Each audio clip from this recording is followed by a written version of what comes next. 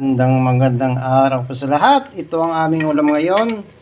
Alimango o kaya alimangong mud crab at malunggay. Pero mas masarap po sana to kung may kalabasa. Nakalimutan ng asawa ko. So ito na lang. Malunggay lang muna.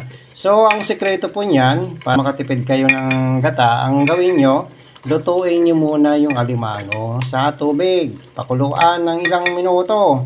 Mga 15 minutes, okay na yan, to 10, okay na yan. So ngayon, isunod nyo yung gata, tapos yung mga sangkap, bawang, sibuyas, loya, kung meron, kung wala, okay lang, kahit wala na mga yan.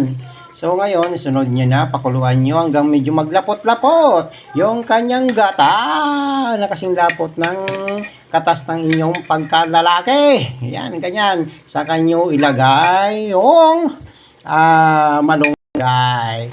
So, mga 15 minutes, yung wag nyong bibiglain sa apoy. Dapat medyo fire lamang. Okay? Tapos, ayan nyo siyang kumapit sa alimango. Pag kumapit na yan, ay siguradong luto na yan. Okay?